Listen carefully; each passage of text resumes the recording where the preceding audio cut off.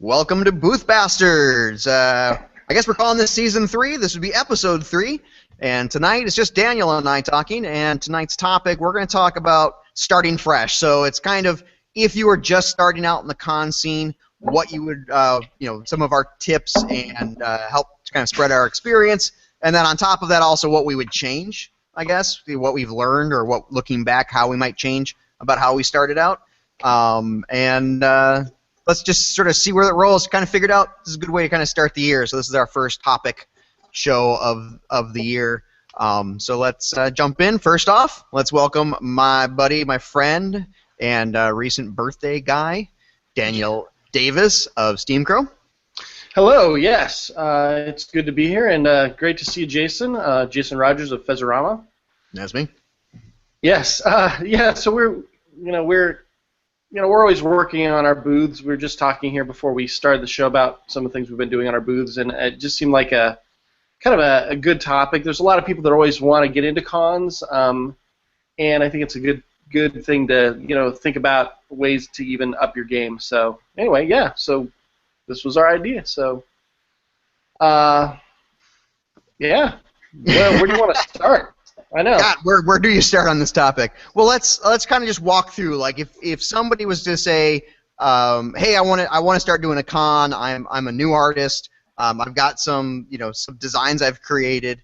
What would you tell them?" Obviously, first thing you have to kind of decide is what kind of an artist are you? Like, what sort of thing are you doing? And it's not like you have to be pigeonholed into something specific. But you do kind of have to think about, like, are you a print artist? Are you going to be doing, just doing your prints, posters, cards? Are you doing craft? Are you doing books? Obviously there's a bunch of different ways to go with that. And that will help kind of guide you into the way. So if somebody came to you, Daniel, and said, I'm a graphic artist, I work in Illustrator, and I want to kind of like start showing my wares at a con, what would your step one be? I would kind of guide them towards the why or the brand focus. Like, what are you like most passionate about? Like, what is it that you're bringing to the table? Trying to be everything to everybody, not a good choice, right? So I would say, what's your thing? Are you super into cats? And Vikings, and you're going to be the cat Viking person? Awesome. But yeah, I think that's probably number one, is just kind of tuning that up a little bit and sharpening that stake, on what you are, because you need to talk about who you are and what drives you. What do you think? What do you think? Am I crazy there? Or? No, I think that's actually really really important. I remember I had a friend who came to me, and she was thinking about doing clothing for Comic Cons. And she had a lot of questions, and she wanted to pick my brain, and she knew it was really important to get insight. So really, I guess my number one suggestion to anybody, if you're going to start doing cons, is to talk to somebody who's doing that sort of thing, something within your area, so that you can get an idea of what you're talking about. I would say you want to have not necessarily an end game, but you kind of want to have an idea of where you're headed as an artist, as a business, like what your even if it's in abstract terms, what your long-term goal is. Are you trying to get your art out there so that you might get hired to, do comic books? Are you looking to, like, evolve into something else? So you're doing graphic design. You want to get more exposure so that you can become, a freelance graphic artist, or you want to create poster prints, or what you're learning, kind of your learning tree that you're going to be working towards. I think it's really important that it's really easy to kind of get caught up in what is commercial, like just chasing the dollar, but that doesn't necessarily build anything. If you're trying to be like I need to have a little bit of everything to make sure that I can maximize profits in year one, it makes it a little bit difficult to grow your brand if you're just simply shotgunning. Yeah, I think that's terrific advice. Yeah, because the thing is, the more as you start getting some success, there's a lot of opportunities, and if you don't know what kind of life you're trying to build, what your end goal is, you just can't take every opportunity. Every opportunity isn't great, and so not good for you. So you do have to know what you're trying to do. So yeah, it's a totally different game if you're building a brand of X design products versus just trying to get hired. Totally different game. So yeah, I think that's great. Yeah. So what else? What else are we going for? I don't even know what I'm saying here. Well, the next thing you do want to think about your venue, like where are you going to vend at? Since most of what we're talking about here on Booth Bastards is talking about actually selling at a convention or art show of some sort, you have to kind of think about like what is your outlet. You can't just jump straight in. I hear a lot of people are like, oh, I'm going to go straight to San Diego Comic-Con and that I'm going to get in there, and I'm kind of the opinion like you want to find a place where you can evolve and grow. And chasing one single show won't necessarily do that. Overreaching at a show won't necessarily do that. So I think it's a good idea to kind of like start out and figure out what can you handle. And to bounce off of that, I think also you're going to hopefully you're going to make some mistakes along the way, and that teaches you some lessons about recovery, and it does teach you some lessons about maybe what you should and shouldn't be doing. So, for certain. And that's the thing is you want to give yourself the opportunity to make those mistakes. Yeah. So I think in my thoughts, like going for a really expensive show up front, there are people who make a lot of money at some of the more expensive cons, but there's a lot of people at the more expensive cons who are not making money. Yeah. So it's like you have to spend money to make money, but at some point you kind of have to give yourself enough of a buffer that you can risk and you can learn from make mistakes and learn from mistakes. Absolutely, I'd highly recommend too keeping your day job. I know. Well, I meet a lot of people that are like, "Yep, I'm starting. I quit my job. I'm ready to start," and I think that's so risky because you've given yourself a really finite takeoff. You have only so much time, and with that day job, it affords you a chance to make some mistakes, to try things, to invest money in these things. It takes money to get started, a lot of ways. I mean, even if you start off small, you've gotta fund that somehow. So yeah, I'd really recommend keeping that day job for as long as you can, and while it makes sense anyway. Yeah, it does. Obviously there's a balance to it. Depends on your day job. Depends on how much time you're committing to it.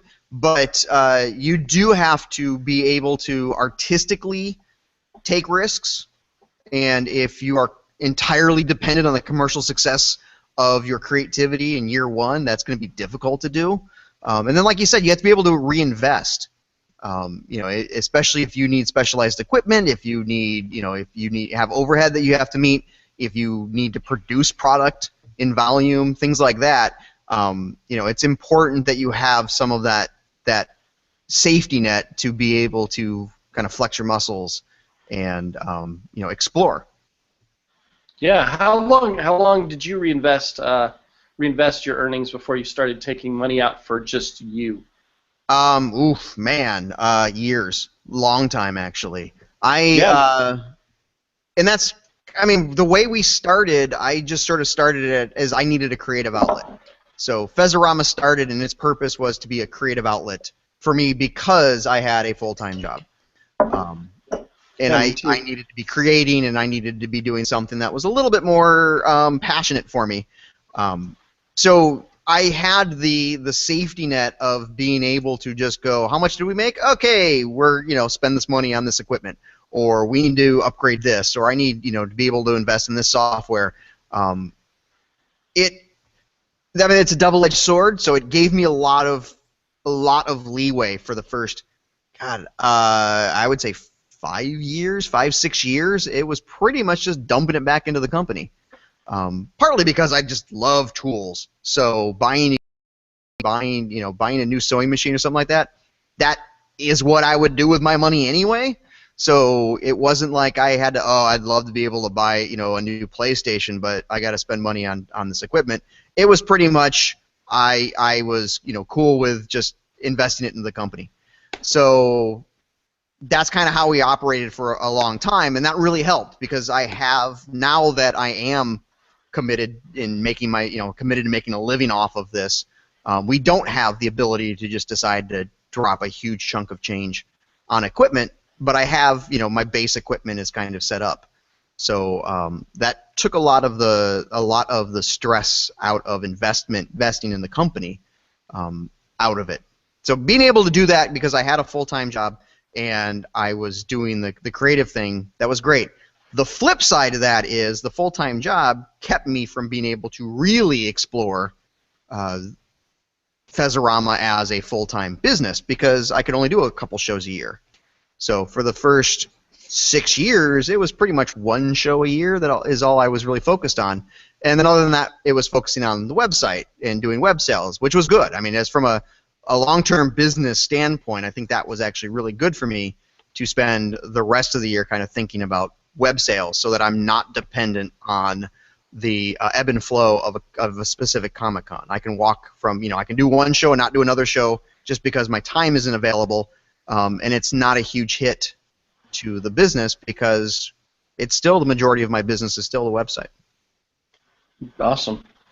Yeah, we did the same thing. We didn't take any money out of the business for a good 6 years, I think, and we just reinvested into new products and a Vanitar and gear and everything. So yeah, it's if we were having to siphon off that money immediately, we wouldn't have been able to spend money like that. So yeah, it's helpful. So don't feel like it's a failure if you have to have a job at first. It's normal, and it's probably sensible. Yeah. I'll bring up the next topic. Maybe is travel. In terms of travel shows, there's a lot of advice that says you should do your local shows. They're cheap and you can do them. And I think there's nothing wrong with doing some local shows at first. But I also think it's great to get out of town.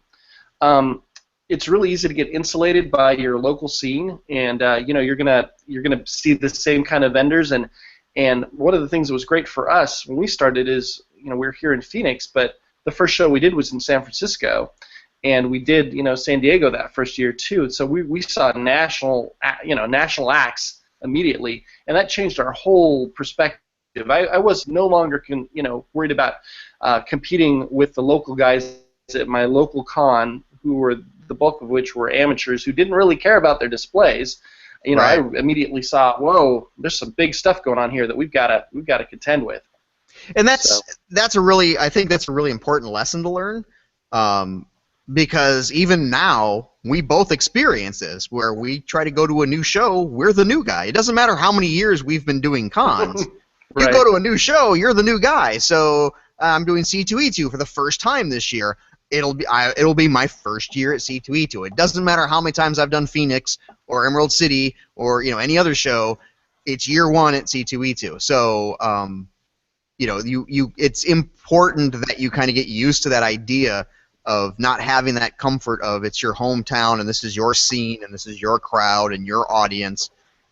As an artist, you're always kind of reaching out for new people, and your ability to relate to that is really important. And I think the best way to get comfortable with the idea of being in the new is to go to new places.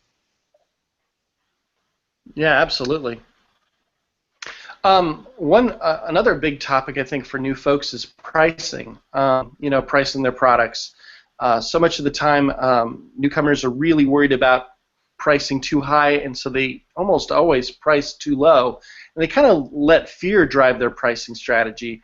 And I think you really need to look at it a whole different way, and that's based on your needs in a lot of ways. I mean, not only your investment, but also you're trying to build a life where you make income. Well, you've got to price things so that you can make the income you're trying to make. And of course, it depends on so many factors, not only the cost of the items, but the quality of what you're doing, the uniqueness of it, and all of those things. But I would recommend being brave about your pricing strategy, because a lot of times people want to support you, and if you're asking rock bottom to begin with, you're really hampering your ability to succeed. Yeah, and that's one of those things that you're going to always struggle with. So the idea of I'm just gonna suck it up and not make any money now, or keep my prices really low now, and then I'll learn later. It's like later it's not going to be any easier.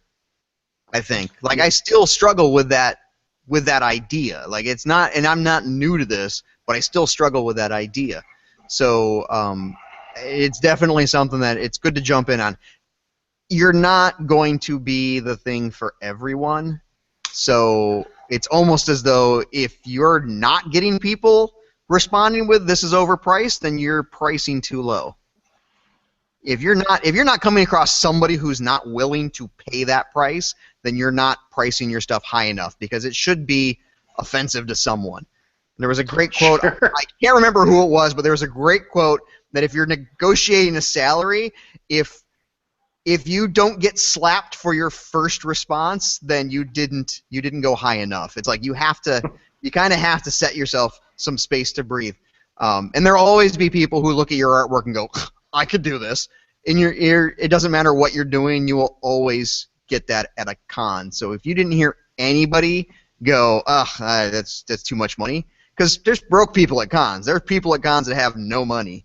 I get 15-year-old kids coming up to me at booths and going, why is this so expensive? And it's like, because you're 15 and you don't have a job and you can't afford these things.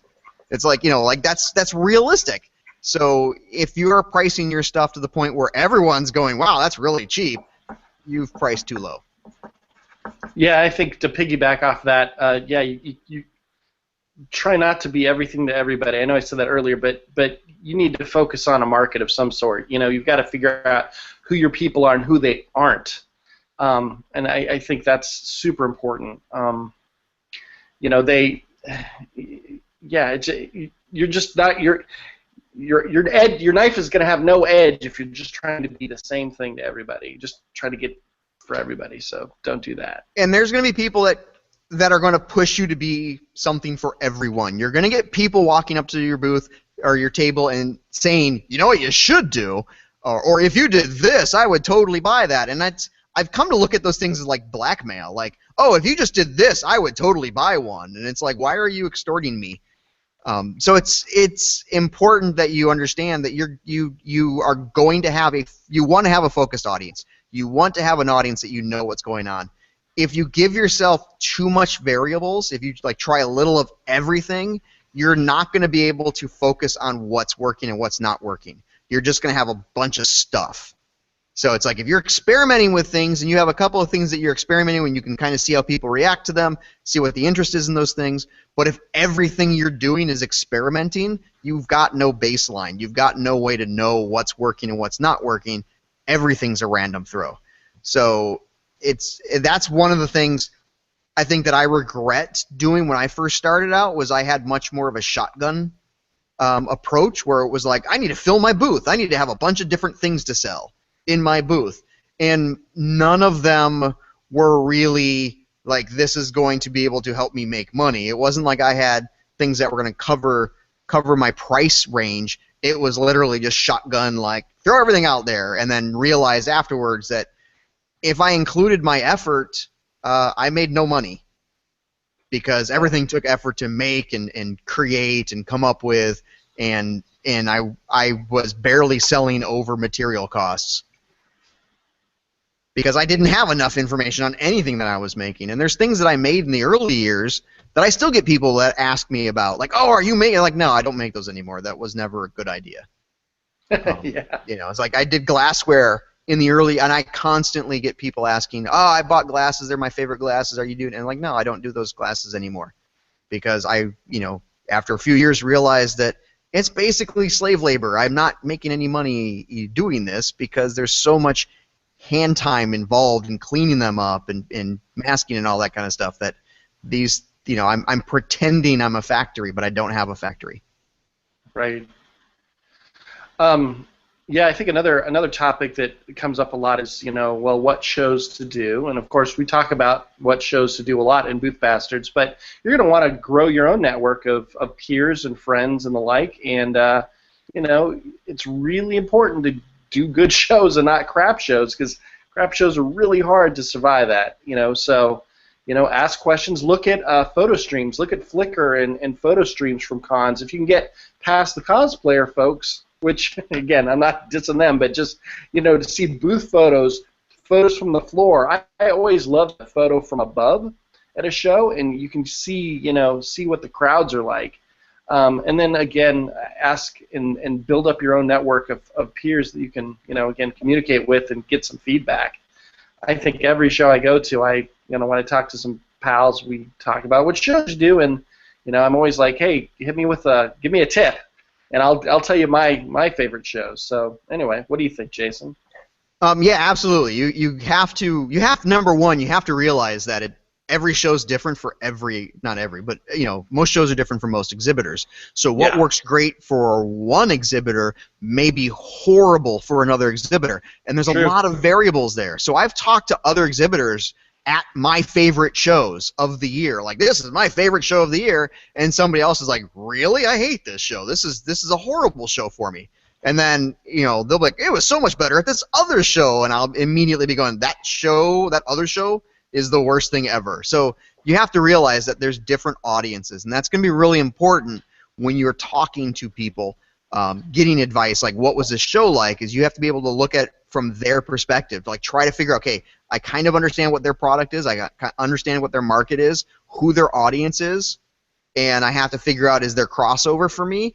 So you kind of like can dial in your questions so you know what you're asking or why you're asking. So you can say, okay, you'd have insight into what the organization's like how are the organizers, what's load-in like at that show, but knowing going in that that person's customers aren't the same as your customers. Yeah, that's totally true. It is totally true. Because I've talked to people who are like, oh, this was the best show of the year. You have got to check out this show, and it's like, no, that's not a show for me. That is the other thing. That's not my audience. Yeah, absolutely true. Also, keep in mind too that everyone's scales are different, and your scale changes. What I mean by that is your success factors, right? When we first started, making a couple $100 was like, yeah, we're rock stars. We didn't fail, and and now when I look back at some of those shows, I'm like, ooh, boy, that's rough. That's a rough one. So that scale hopefully is changing. So and know again that often, sometimes when I talk to somebody about the show going really well for them, I'm like, yeah, and then after we talk for a while, it comes out that they made their $200 to pay for their table, and I'm like, oh, okay, well that's different. We're well ahead of that. It's just okay. So. And also, I mean, you paid for your table, but did you pay for your travel? Did you pay for your time? Right. That's different for everyone. There's shows that you can do because of your location in the United States that I can't afford to do, and vice versa. I mean, it's just the reality of what we need from a show differs based on what our overhead is, what our expenses are going to be, what the audience is, how focused is the audience, what the time commitment is. There's a lot of things, and you're not going to get that information from event organizers. They don't, I get contacted from events all over the nation. And it's like, hey, we're doing the show, we'd love you to come out. And it's like, I can't afford to travel, across the country at this time, and if I'm doing a flying show, I have to block out the weeks prior and the weeks after for shipping. I can't simply make it there in a weekend and be back for a local show because I have to, ship everything back. And so it becomes, there's a lot of variables that other people aren't going to be able to consider. You have to consider those. You have to have those on your mind. Any other pitfalls that come to mind? Well, the biggest thing for me, and we kind of touched on this, is knowing what you want to do, have an idea of what you're trying to create, the lifestyle, the brand that you're trying to create, and be careful that you don't pull it in a direction that you don't want to go in. You're going to be tempted, and you'll see it. There'll be people on a show floor that are making bank just doing one type of artwork or just pandering to specific audiences. And that's not necessarily wrong, but if it's not your audience, it's wrong. Pandering to an audience that doesn't appreciate what you do and are only interested in being pandered to, that is a short-term investment. That you're not going to get a lot of support from that kind of a relationship.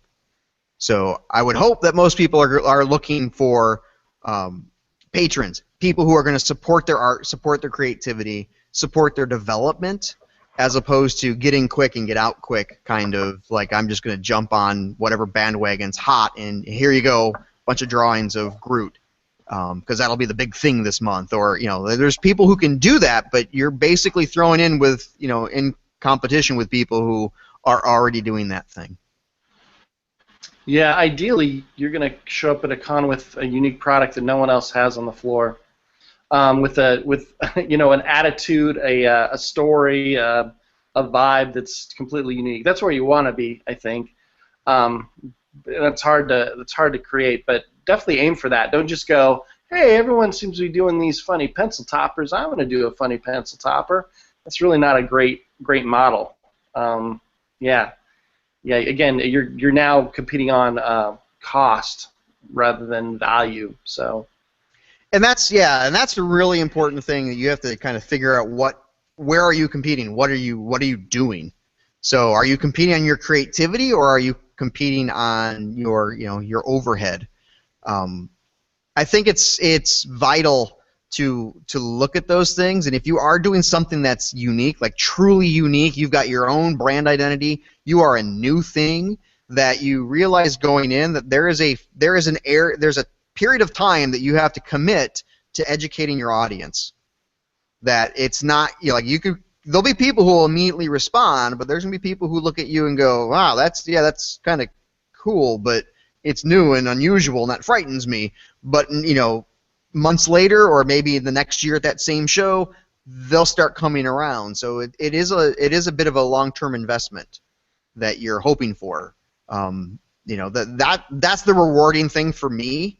And in our company are the fans who've kind of came around and then really got passionate about what we do. And going forward, those are the ones that help me through the difficult times, is knowing there's people who are really excited about new stuff and new creativity, as opposed to there's bandwagons I could have jumped on that would have gotten me big exposure for that one-time sale. Mm-hmm. But that makes it a lot more difficult to plan your future. Yeah, and I'd really emphasize that your supporters, your patrons, it's a really bad idea to just use them for quick cash. I mean, you really need to build a relationship and multiple community with these people, because they are going to care about what you're doing and support you over and over and over again. And so you want to nurture that. Unless you're just in it for the quick cash, which we're really not even serving that audience as with Booth Bastards. But you really want to treat these people great and give them more than they ever ask for, and they'll stick with you. We've had people with us for 9 years, and that's an amazing thing. Yeah, building those relationships, I think, is really. It's not just that it's key. It's that's fun. The rewarding thing. Yeah, that's the best part, is building those relationships. And it's one of those things for me. I'm poorly motivated by money. I'm not motivated. Here's extra money, because my first thought, if I were to get a raise at a job, is cool. I can work this job less now. I'm not the kind of person if you keep paying me more money, I want to do the job. I want to do the job less. I know, because that's a measurable thing. But if it's about passion and connections, I want to do the job more. So it's like a reverse, and the antithesis of what one would expect with being motivated by cash. So it's those relationships and that creativity and coming up with something new and that passion. That's what powers it forward.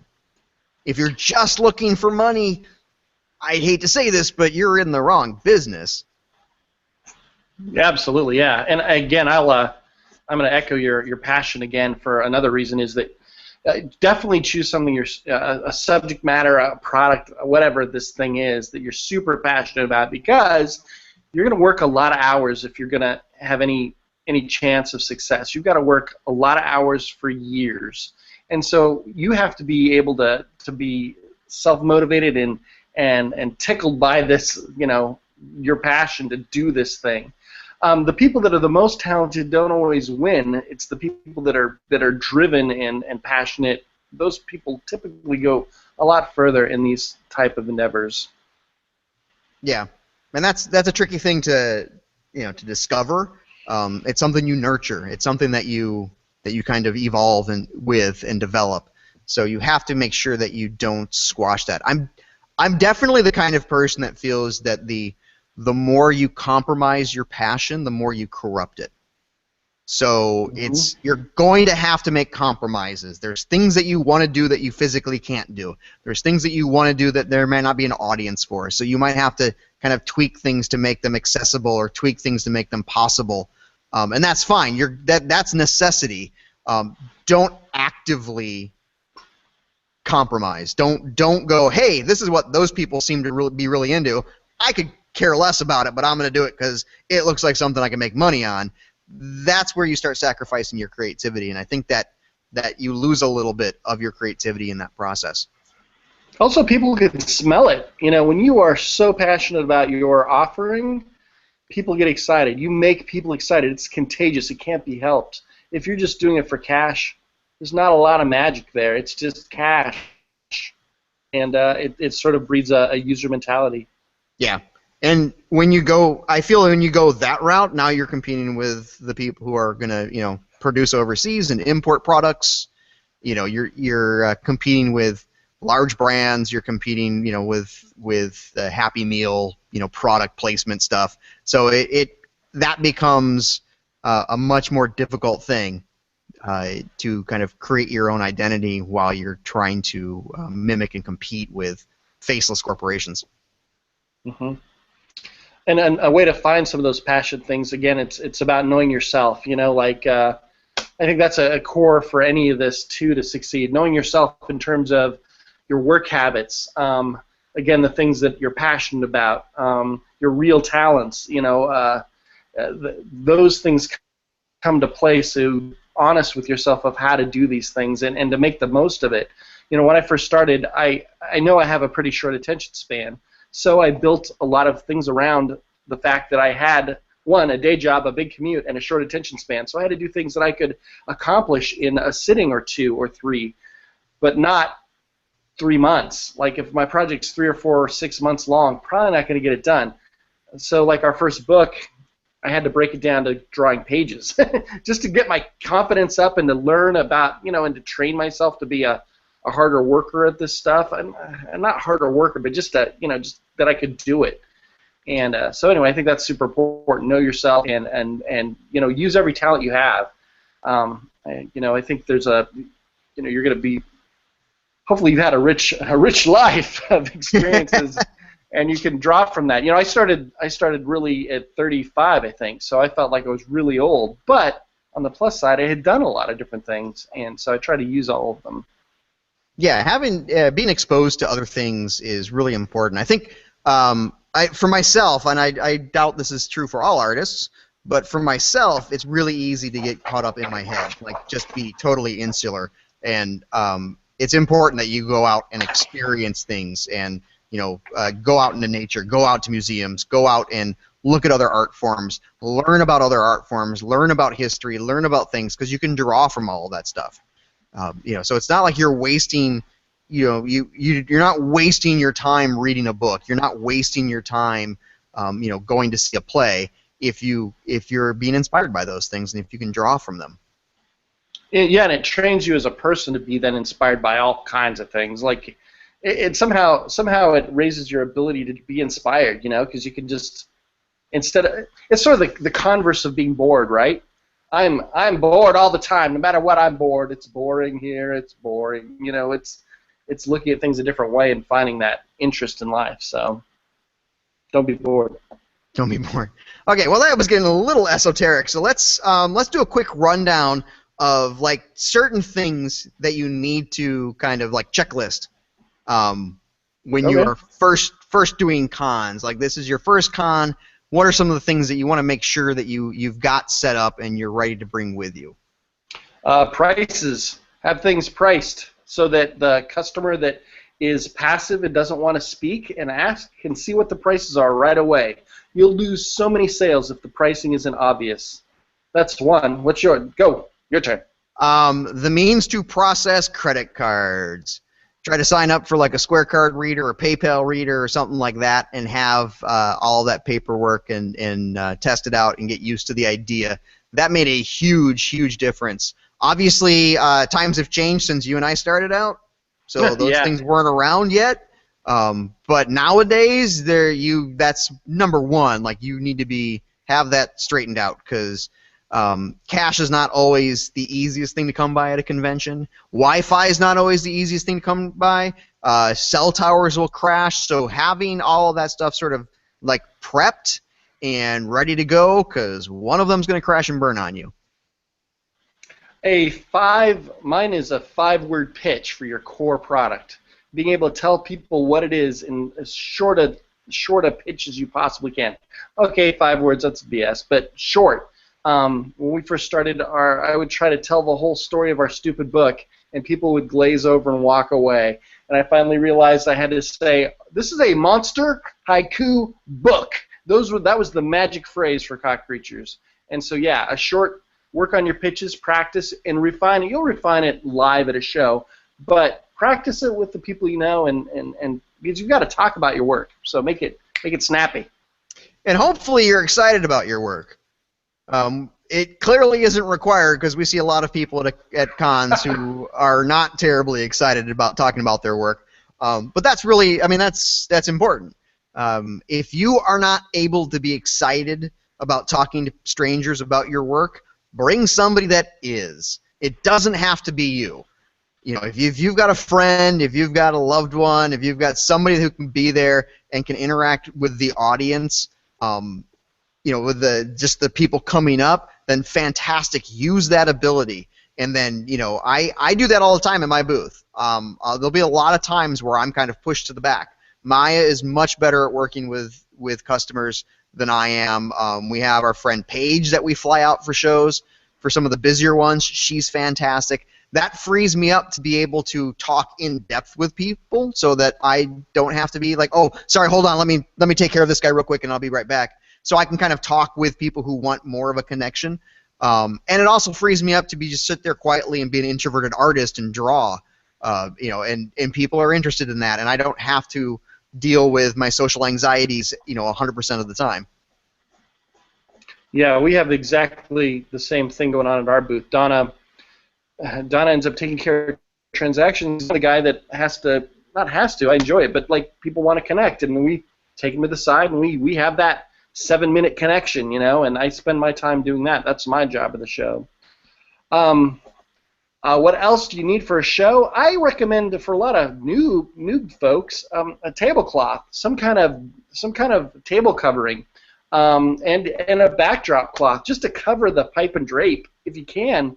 Those are real core and not expensive things to do, but they make a huge difference. Why?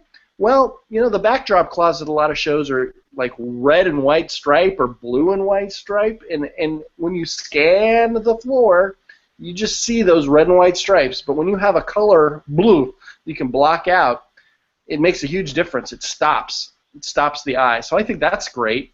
And if you do it in a special color, I think that's great too. Like, you choose a color that's your color. That can be really helpful too, where you use one color for that isn't everywhere on the floor. Yeah, visualizing your space is really important. You're new. You're trying to stand out in an area that might be really familiar to other people. Your customers have been doing this, have been going to the same show for 5 years, seeing the same booths for 5 years, and if you're new, you're an aberration, and that doesn't necessarily mean they'll notice you unless you give them something to stop and see and witness. So do think about your presentation. I think that's really key. That was something that I decided early on that was going to be we'll go past a focus. It was really my obsession from the beginning. But it pays off, and it's something that I can be passionate about, something I can be proud of, and it helps people really kind of notice, and it helps, the way we have our booth set up, helps tell our story. Like, it kind of sets expectations before the person gets to our table, like actually starts talking to us. We kind of like set the line of, this is the sort of thing we do. This is what the experience is like here. And that does two things that are really handy. Number one, if somebody's not interested in what we're doing, they don't like our story, they're not coming over and bothering us for the most part. And it draws over the people who go, wow, that's a story I'm interested in. I want to learn more about it, and they'll come over and engage. And that's a tricky thing, because a lot of these cons, everyone's, and I do this all the time, you have this kind of like, I'm going to walk at arm's length and make sure I don't get too close to anybody's table so that I don't have to engage, because if I engage, then I might have to buy something, and I'm just trying to get to the restroom. So there's this innate mentality that people have, like, if I stay far enough away, then I'm not really shopping. But I'm interested, but I'm not too interested. And I don't want them to think I'm interested. So, it's a little game that you end up playing all the time of trying to get people to make that step forward. Like, just step forward. And your booth can make a big difference on that. Yeah, it's totally true. I know we've already kind of touched on this, but, be friendly, be inviting, greet people. I mean, these are obvious things, yet walk down an artist alley at any show and you'll see hunched-over artists, sketching and doing their, making their commissions. I get that, but it's also, I've heard so many people complain about that too, where, well, they never even looked up, or, they didn't acknowledge I was there. So, it's not too hard to be friendly. I mean, if they're coming up and looking at your stuff, that's a compliment. It's awesome. So, and it's really easy as an artist to go, I'm introverted, so I'm not comfortable talking to people, and forget that the person who's coming up to the booth to talk to you could very well be that same type of personality. Yeah. It's like, I am an artist, and I'm not comfortable walking up and talking, like just striking up conversation to somebody who's working. And it's one of those things where it's like, that artist might be thinking the same thing, so it's like he could be like, well, if this guy wants to talk to me, he'll talk to me, and I'm like, if this guy wants to talk to me, he'll talk to me, and no talking happens. So, it's like you have to realize that, and that's something I struggle with, you have to realize that they could be in that same frame of mind. So, if you are introverted, you kind of have to put on a show. It's theater in that sense.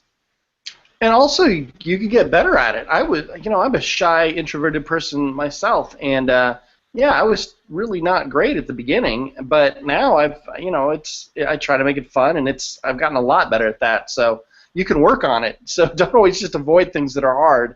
Sometimes doing hard things, yields growth and better products and all that. Yeah, when I was first starting out, I was really uncomfortable.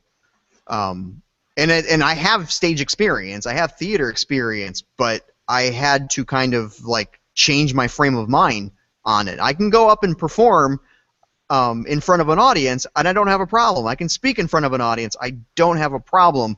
But small talk at a party, that's not something I'm good at. And especially small talk at a con that involves then taking people's money, that's really something I'm not comfortable with. So it is something that you can grow at, and it can be a challenge that you take on. It's not a wall that you cannot possibly get over. It is something that you can evolve and grow with and develop, because you're going to need that. So in the beginning, I was completely dependent on other people taking care of those things, and I was just the artist. But going forward, there's shows that I can't have 4 people helping me out. I don't have a bunch of volunteers that can help me out. So there's shows where it's just Maya and myself, which means if Maya needs to go take care of business, if she's off dealing with the convention hall and booking stuff, I'm by myself in a booth, and I have to be able to handle everything that's going on in the booth. And I don't get to be the introverted artist for that, those couple hours a con. Not my favorite times, but I've learned to be able to handle that. It's funny because I did a show last year with a friend who used to be one of my go-to people to cover my introverted issues, and at that show, I'm like, oh, no, it's cool, I can handle this. I've got this. It's not a problem. But she remembers me where it's like, could you please handle this? I can't deal with this right now. So it's funny because I look back and go, yeah, it took me a little while to kind of make that mental switch of, I'm here. I decided to be here. This is why I'm here. It is like theater for me now, where it's like I can be at a show and have a good time and be outside of my comfort zone. Awesome. I think another thing that might be helpful too is a dolly, wheels, some way to move your stuff around. It sounds great that, oh, I'm just rolling in with a crate of stuff, but sometimes we're carrying that stuff a couple hundred yards, if not more than that. If it's heavy, that's exhausting. We've had a few different dollies. Now we have a pretty industrial thing because I'm pushing like, I don't know, 800 pounds at a time or some ridiculous amount. But a good dolly will serve you well, for certain. Because, yeah, so plan on that. You're going to have to be carrying stuff somehow. So don't kill yourself. Great place to look for that kind of hardware is musicians. This is for like moving cabinets, sound cabinets, and things like that. The one that I use is a rock and roller multi-cart, and you can find those on like Musician's Friend and Guitar Center and things like that. And that's one I love because it collapses down and it folds up and it changes configurations. And the reason I really like the changing configuration thing is you don't always know what you're going to be moving. That's going to change over time. So it's not like you can get the perfect dolly for each show. If you have experience moving things, there's refrigerator dollies, there's hand carts, there's all these different things, which is great if you're always carrying the same stuff. And there are vendors who've totally got that dialed in. Long box, comic book vendors know what they're moving every time. But if you're just getting started, you kind of want, and if you can afford it, it's an investment, but if you can afford it, you want to kind of get something that's going to have multiple uses for you. And I love my little cart because I keep it in the booth, and I actually make it into like a little work table at times. If it's a show where I don't have space to work, I can have my cart set up and put a board on top of it and kind of use it as my workspace. I would say a toolbox is super useful at a show. In the toolbox, you'll have things like gaffer's tape, Band-Aids, extra squares, tacks, needle and thread is super useful, safety pins, all that kind of stuff. There's along with the actual tools like a multi-tool, there's a lot of things that could be really helpful at a show. Napkins, pills for headaches and stuff, that's all pretty important stuff. I know you have a medical kit that you've built. Yeah, we try to carry Maya tries to carry a medical kit for all of our shows, and it is one of those things where it's like you don't need it until you do. So having it available, and we tend to share that with anybody who's having problems that needs some help, because it's one of those things where it's like when I need it, at least it's there. It's a hassle. We've built them and lost them. We've rebuilt them, but it's just one of those things where having those supplies and knowing where they're at makes a huge difference. Well, keep in mind that you're often under stress at these shows, right? You're not, you've had to travel maybe, you're not sleeping in your own bed, you're not enough rest, you're eating crappy food, and you're worrying about the show. Man, I'm being exposed to a lot of people. Yeah. So you're under a lot of stress. So those are kind of comfort little packs you've made for yourself, like safety nets, so you can kind of survive the show with a good attitude, because attitude is everything. Yep. And if it's your first show, make sure you spend some time meeting people. It's really, really easy to not spend any time talking to other people. You just don't have the time. So if you can get out and talk and just kind of meet your neighbors and strike up conversations, that makes a huge difference. It helps you. It's a support group. It helps you kind of get through the process. We have had shows ruined by bad neighbors. We have had bad shows made a lot of fun by having great neighbors. It's one of those things where having that's a big dynamic, and as much as avoiding conflict, it is far better, I think, to risk meeting new people and discovering new friends. And that's going to make a bad show a lot easier to deal with. Because we've had, like last year, I can think of one show in particular that was really rough to do, and it wasn't really, like, there was nobody around us really worth socializing with. So it just sort of, like, every day just sort of dug a little bit harder at this show sucks, and this, I'm not enjoying myself. Whereas we've had horrible, horrible shows where at least afterwards we can go out and have dinner with friends and laugh about it and have a good time, and that kind of makes it makes it a little bit easier to survive. Oh yeah, well, every show becomes a reunion of your best friends. So yeah, it's definitely important to meet those other folks because yeah, you'll make friends. Not with all of them, but some of them. It's it's human nature. It's your artwork is not going to appeal to everybody. You're not going to appeal to everybody. That's just the reality of life. Well, hopefully this will help somebody out there if this is their first time, or if you've known this numerous times and somebody comes up to you and says, "Hey, what do I do? How do I get started?" and this sort of thing, you can say, "Oh, you know what? Go watch this video over at Booth Bastards on YouTube, and then come back to me and we'll talk in detail." So hopefully it'll kind of get the ball rolling on questions. If you have any questions, if you're watching this video, it doesn't matter how long ago this video was recorded in your reality. Go ahead and drop some questions in the comment sections below, and we will be happy to try to answer in any way we can. Just keep in mind, like I said earlier, your mileage may vary. Everyone's experience is different. Daniel and I try to do very unique stuff, which by definition makes our experiences somewhat unique. But I think that there is a lot of crossover in creativity. There's a lot of crossover in exhibiting. There's a lot of crossover in travel. So it's definitely something that you can learn from talking to other people, and we'd be happy to help you out with that. So, and that includes if you get a chance to meet us at one of the shows, go ahead and pop up and say hi, and we'd be happy if we've got the time. Hopefully the show is so good that we don't have time to talk. But if we do, we'd be happy to try to spread a little bit more of whatever it is we're talking about. And let us know that you've been watching Booth Bastards. That's always great to hear too. Yes, because Jason, we don't really see any of the statistics on this stuff. We just record them and put them up. Jason, where can they find you on the internet if they wanted to look up what you're all about? If you wanted to find me on the internet, of course it's Fezarama.com, and we are also Fezarama on the Google+, on the Facebook. I tweet as Fezmonger and also Instagram as @Fezmonger, but you can also find Fezarama there as well. And yeah, that's pretty much it. I'm trying to think of, I have an LO account too, but how many more of these social networks can we possibly look at? And that's a whole nother show. I want to spend an entire show just bitching about Facebook. But anyway, Daniel, where can they find you on the interwebs? So it turns out there's this thing where they have all the web pages together called the internets. We're on it. SteamCrow.com, Facebook, you can find us under SteamCrow. SteamCrow kind of everywhere else on Twitter and the like.